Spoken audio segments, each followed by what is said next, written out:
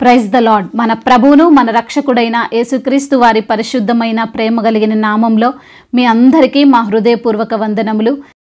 ఈరోజు దేవుని వాక్యము, యెహోవా న్యాయము తీర్చు దేవుడు, ఆయన నిమిత్తము కనిపెట్టుకొను వారందరూ ధన్యులు. యెషయా గ్రంథము 30వ అధ్యాయము 18వ వచనము.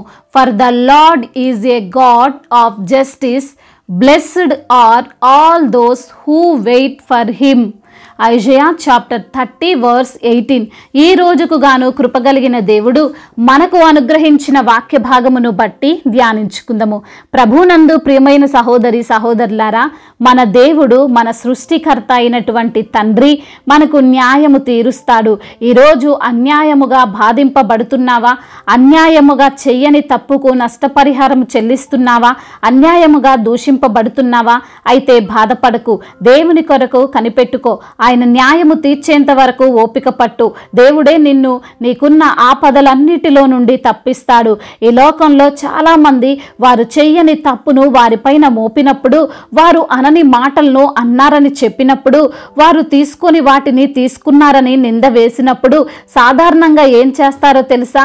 మేము తీయలేదు, మేము చేయలేదు, నేను నిర్దోషిని అని నిరూపించుకోవడానికి ప్రయాసపడుతుంటారు. చిన్న చిన్న విషయాలైనా కావచ్చు, పెద్ద పెద్ద విషయాలైనా కావచ్చు. ఒక మనిషి తాను చెయ్యని దానిని చేశావంటే సహించలేడు, భరించలేడు. వెంటనే రియాక్షన్గా తానేంటో నిరూపించుకోవాలని ఆలోచన చేస్తాడు, ప్రయత్నిస్తాడు. అయితే మన సొంత ప్రయత్నము, మన సొంత ఆలోచన మనల్ని ఆ నింద నుండి, ఆ అన్యాయపు తీర్పు నుండి రక్షించలేకపోవచ్చు, కానీ దేవుడు మాత్రం రక్షించగలడండి. ఆయన నిమిత్తము మనం వెయిట్ చేయగలిగితే మనల్ని ఆయన కాపాడుతాడు. వాక్య భాగము ఈ విధంగా సెలవిస్తుంది. కొందరు ఆలస్యమని ఎంచుకున్నట్లు ప్రభువు తన వాగ్దానమును బట్టి ఆలస్యము చేయువాడు కాడు, గాని ఎవడునూ నశింపవలనని ఇచ్చయింపక అందరూ మారు మనస్సు పొందవలనని కోరుచు మీ ఎడల దీర్ఘశాంతము గలవాడయున్నాడు. అవునండి, దేవుడు దీర్ఘశాంతుడు. మనవలే వెంటనే ఏదో ఒక నిర్ణయము తీసుకునేవాడు కాదు. ఆలోచన లేని నిర్ణయాలతో ఎంతోమంది జీవితాలు పాడైపోయాయి. అందుకే దేవుడు అంటున్నాడు, అందరూ మారు మనసు పొందాలి, ఎవ్వరూ నశించొద్దు అనే ఆలోచన కలిగి ఆయన ఆలస్యం చేస్తున్నాడు. ఆయన చేయలేక కాదు అని జ్ఞాపకం చేసుకోవాలి. ఈ రోజున నీవు బహుశా నీ కుటుంబం వారితోనే బాధపడుతున్నావేమో. నీ కన్న కొడుకు, నీ సొంత అన్నను నిన్ను మోసం చేసి నీ ఆస్తిని లాక్కొని ఉండొచ్చు. అన్యాయంగా నీ మీదికి తిరగబడుతుండొచ్చు. నీ భూమిని ఆక్రమించుకొని ఉండొచ్చు. మనకు రావలసిన జాబును, మనకు రావలసినటువంటి భాగమును వారు తీసుకొని ఉండొచ్చు. అయితే వారిపై కోపంగా మనుషులమైన మనం ఉంటాం. వారు చచ్చిపోతే బాగుండును అని శాపనార్థాలు కూడా పెడుతుంటాం. కానీ దేవుడు అలా కాదు. ఆయన నిర్ణయము ది బెస్ట్ నిర్ణయం. ఆయన నిర్ణయం తీసుకుంటే తరువాత తిరిగి చూసుకోవాల్సిన అవసరం కూడా రాదు. కొన్ని దేశాల్లో పరిస్థితులు ఎలా ఉంటాయంటే, తల్లిదండ్రులు బిడ్డలు ఏమైనా అంటే వారిపైన కేసు పెట్టి జైల్లో వేస్తారు. అలానే ఒకసారి ఒక 2 ఏళ్ల పాపను తల్లిదండ్రులైన వారు కోపంలో ఏదో అన్నారంట.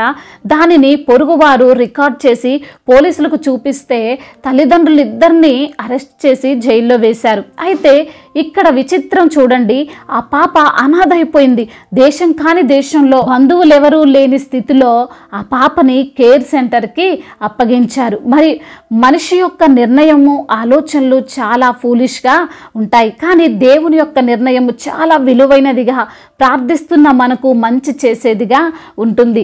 యోబు సమస్తము కోల్పోయినప్పుడు కూడా తన స్నేహితులేంటి, తన తోటివారు, ఇరుగు పొరుగు వారేంటి, అందరూ కూడా యోబు ఏదో చేయబట్టే ఇలా జరిగిందని అన్యాయంగా ఎన్నో మాటలు అన్నారు.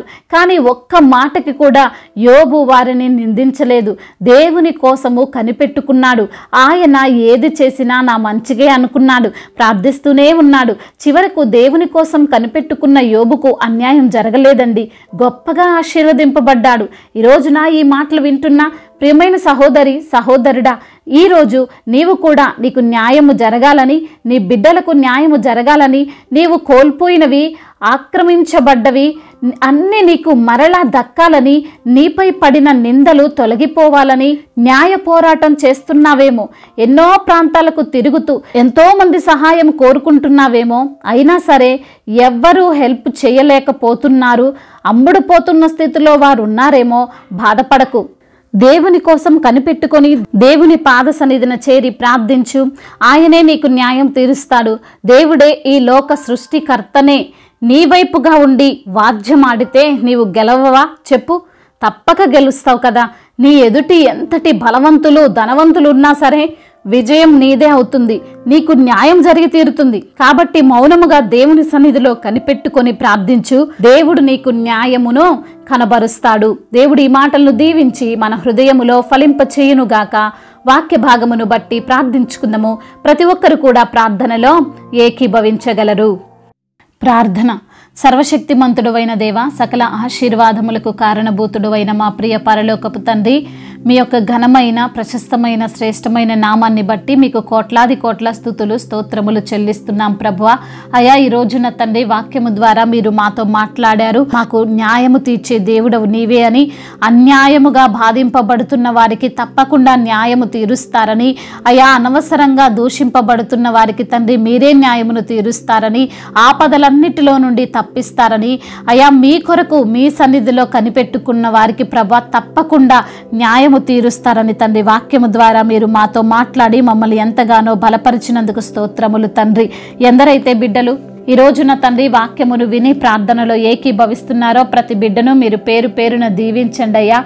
ఆశీర్వదించండి, బలపరచండి. మీ యొక్క కృపాహస్తము మీ కనికర హస్తము ప్రతి బిడ్డ పైన ఉంచమని వేడుకుంటున్నామయ్యా. ఎందరైతే బిడ్డలు రోగముతో వ్యాధి బాధలతో దీర్ఘకాలిక రోగములతో ఉన్నారో ప్రభా, యేసు నామములో వారికి సంపూర్ణ విడుదలను దయచేయమని బ్రతిమిలాడుకుంటున్నాం. కుటుంబ సమస్యలు, కుటుంబ కలహాలు, భార్యాభర్తల మధ్య విభేదాలు వీటన్నిటి నుంచి విడుదల దయచేయండి. వారి కుటుంబాన్ని మీరే కట్టండి అయా. మరి తండ్రి ఫలించే కుటుంబముగా తండ్రి అయా, మీలో ఆనందించే కుటుంబముగా కుటుంబాన్ని నిలవబెట్టండి అయా. భార్యాభర్తల మధ్య ఉన్నటువంటి అనుమానాలను విభేదాలను తీసివేయమని బ్రతిమిలాడుకుంటున్నాము అయా. మరి అదేవిధంగా అయా ఎందరైతే బిడ్డలు ఆర్థిక సమస్యలతో కృంగిపోతున్నారో, అప్పుల భారాలతో తండ్రి గుండె చెదిరిపోయి ఉన్నారో ప్రభా, వారిని ధైర్యపరచండి. అప్పు తీర్చుకునే సామర్థ్యాన్ని వారికి దయచేయండి నా ప్రభా. సంతానము లేని బిడ్డల కొరకు ప్రార్థిస్తున్నాం తండ్రి, వారికి సంతానాన్ని దయచేయండి. మీ యొక్క కృప చేత వారిని జ్ఞాపకం చేసుకోనండి ప్రభా.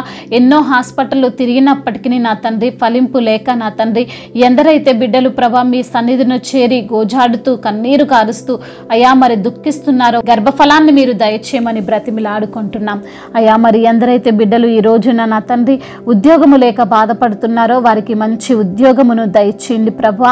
కాంపిటేటివ్ ఎగ్జామ్స్ రాస్తున్న బిడ్డలను కూడా తండ్రి మీరు జ్ఞాపకం చేసుకోనండి.